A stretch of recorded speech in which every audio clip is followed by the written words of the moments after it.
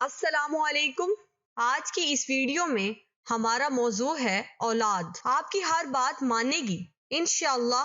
ناظرین، اگر آپ کی اولاد نافرمان ہے، ضدی ہے، آپ کو کسی بھی حوالے سے پریشان کرتی ہے، تو اب آپ نے بالکل پریشان نہیں ہونا، کیونکہ آج کی اس ویڈیو میں ہم آپ کے لیے ایک نہیں بلکہ 3 بہت ہی مجرب، طاقتور، نہایت ہی آسان وظائف لے کر حاضر ہوئے ہیں۔ ان تینوں وظائف کی برکتوں سے، میرے رب کے فضل و کرم سے، ہماری اولاد ضد چھوڑ دے گی، نافرمانی نہیں کرے گی، ہمیں کسی بھی حوالے سے پریشان اور تنگ نہیں کرے گی۔ اور آپ نے اس ویڈیو کو بالکل آخر تک توجہ سے دیکھ اور سن لینا ہے، کیونکہ اس میں 3 وظائف ہیں۔ جو وظیفہ آپ کو آسان لگے وہی وظیفہ آپ نے کر لینا ہے، انشاءاللہ ہمیں ضرور کامیابی ملے گی۔ تو آئیے ناظرین، بلا تاخیر بڑھتے ہیں اپنے آج کے تینوں وظائف کی طرف۔ صدقہ جاریہ سمجھ کر اس ویڈیو کو شیئر کر دیجیے۔ ممکن ہے ہمارے ایک شیئر کرنے کی وجہ سے کسی بھی والدین کی یہ پریشانی ختم ہو جائے اور ہم بے شمار نیکیاں کمانے میں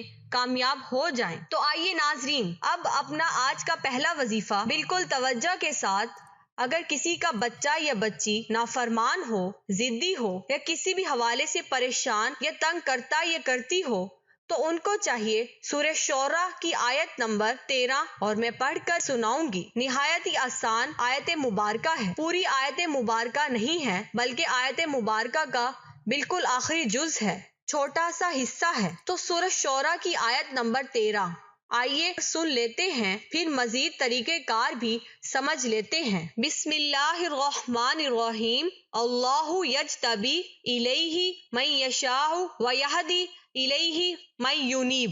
بس اتنا سا حصہ ہے اس آیت مبارکہ کا۔ ایک مرتبہ پھر سن لیتے ہیں۔ اللہ یجتبی الیہ من یشاء ویہدی الیہ من ینیب۔ تو یہ سورہ شعراء کی آیت نمبر 13 کا چھوٹا سا جز ہے۔ تو اس دعا، اس آیت مبارکہ کو ہم نے صرف اور صرف 11 مرتبہ پڑھنا ہے، اور جب آپ نے اس آیت مبارکہ کو 11 مرتبہ پڑھنا ہے تو اول و آخر کم از کم 11 مرتبہ پیارے نبی صلی اللہ علیہ وآلہ وسلم پر درود پاک بھی پڑھ لینا ہے۔ اس کی ترکیب کچھ یوں ہو جائے گی: سب سے پہلے ہم نے 11 مرتبہ درود پاک پڑھنا ہے، پھر اس آیت مبارکہ کو 11 مرتبہ پڑھنا ہے، پھر آخر میں 11 مرتبہ درود پاک پڑھ کر بچے کے سر پہ ہاتھ رکھنے کے بعد بچے پر دم کر دیں، پھونک مار دیں۔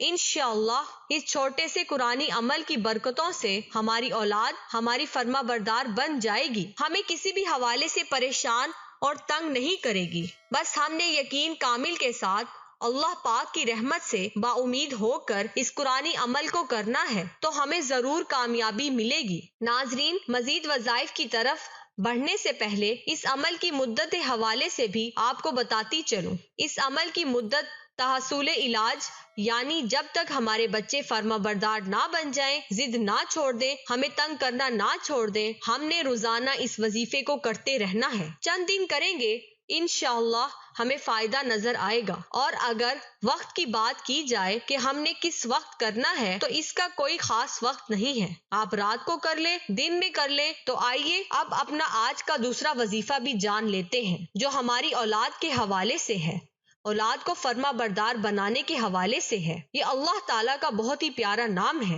آئیے سب سے پہلے اس اسم مبارکہ کو بالکل توجہ سے سن اور دیکھ لیتے ہیں، پھر اس کا پورا طریقہ کار بھی ہم بالکل توجہ سے سمجھ لیں گے۔ تو اس میں مبارکہ یہ ہے، اس میں مبارکہ کو دوبارہ سن لیجئے۔ تو جس کی بھی اولاد ضدی ہو، نافرمان ہو، کہنا نہ مانتی ہو، تنگ کرتی ہو، اسے چاہیے طلوع آفتاب سے پہلے، سورج نکلنے سے پہلے، جو بھی بچہ آپ کو تنگ کرتا ہے، اس کی پیشانی پر، بچی ہے یا بچہ، اس کی پیشانی پر، ماتھے پہ ہاتھ رکھنا ہے، پھر آسمان کی طرف اپنے چہرے کو کر لینا ہے، اپنا رخ آپ نے آسمان کی طرف کر لینا ہے، آسمان کی طرف آپ نے دیکھنا ہے، اور اسی دوران آپ نے اسی اسم مبارکہ کو پڑھنا ہے۔ اسم مبارکہ یہ ہے یا شہیدو، یا شہیدو، صرف اور صرف 21 مرتبہ پڑھنا ہے، یا شہیدو، یا شہیدو۔ اور جب بھی آپ اس اسم مبارکہ کو 21 مرتبہ پڑھ لیں تو اول و آخر کم از کم 3 مرتبہ میرے پیارے رسول صلی اللہ علیہ وآلہ وسلم پر درود پاک بھی پڑھ لینا ہے۔ تو انشاءاللہ اس مختصر سے وظیفے کی برکتوں سے ہماری اولاد ہماری فرما بردار بن جائے گی، ہمیں کسی بھی حوالے سے پریشان نہیں کرے گی۔ بس اس وظیفے میں ہم نے یہ خیال کرنا ہے، طلوع آفتاب یعنی سورج نکلنے سے پہلے کرنا ہے، اور اس بچے یا بچی کی پیشانی پر ہاتھ رکھ کر اس عمل کو، اس وظیفے کو کرنا ہے۔ چند سیکنڈز کا یہ وظیفہ ہے، زیادہ مشکل نہیں ہے۔ اور اگر اب بات کی جائے اس عمل کی مدت بھی تحصیل شفا، تحصیل علاج، یعنی جب تک ہمارا بچہ راہ راست پر نہ آ جائے، ضد نہ چھوڑ دے، نافرمانیاں نہ چھوڑ دے، تب تک ہم نے اس وظیفے کو کرتے رہنا ہے۔ پھر وہی کہوں گی، چند ہی دنوں میں ہمیں فائدہ نظر آنا شروع ہو جائے گا اگر ہمارا اعتقاد کامل ہوا۔ تو آئیے ناظرین، اب بلا تاخیر اپنے آج کے تیسرے اور آخری وظیفے کی طرف بڑھتے ہیں۔ ہمارا آج کا جو تیسرا وظیفہ ہے، نافرمان اولاد کو فرما بردار بنانے کے لیے، ضد ختم کرنے کے لیے، تنگ کرتے ہیں، پریشان کرتے ہیں تو ان کو راہ راست پر لانے کے لیے، تو اس عمل کی ترکیب کچھ یوں ہے۔ جب آپ کا نافرمان بچہ یا بچی سو رہی ہو تو آپ نے صبح کے وقت یعنی فجر کی نماز کے وقت فجر نماز ادا کر لیں۔ یہ نماز فجر کا وقت جب شروع ہو جائے تو بہتر یہ ہے کہ آپ نماز فجر ادا کرنے کے بعد اس عمل کو کریں۔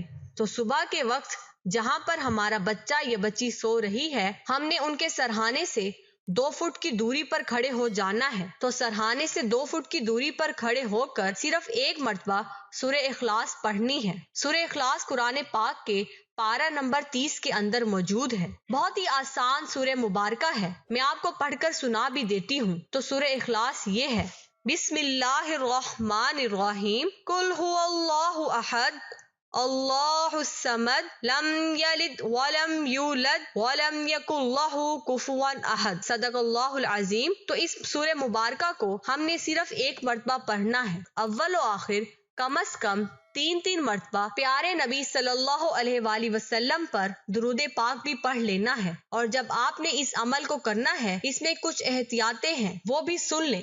سب سے پہلے تو ہم نے اس عمل کو کرنے سے پہلے یہ نیت کر لینی ہے کہ یا اللہ، اس قرآنی عمل کی برکتوں سے میرا فلاں بچہ یا بچی ہمارے فرما بردار بن جائے، ضد چھوڑ دے، ہمیں تنگ کرنا وغیرہ پریشان کرنا چھوڑ دے۔ تو نیت آپ نے اپنے الفاظ کے اندر کر لینی ہے۔ نیت کرنے کے بعد دوسری احتیاط ہے، جب ہم نے یہ عمل کرنا ہے تو آپ نے اتنی بلند آواز میں پڑھنا ہے کہ ہمارے کان سن لیں۔ آواز اونچی ہو لیکن اتنی بھی زیادہ اونچی نہ ہو کہ بچے کی نیند خراب ہو جائے، وہ اٹھ جائے۔ بہرحال آپ نے ایک نارمل سی آواز میں، نہ بالکل کم ہو کہ آواز سنے ہی نہ اور نہ بہت زیادہ تیز ہو، درمیانی سی آواز میں آپ نے سورہ اخلاص کو پڑھنا ہے۔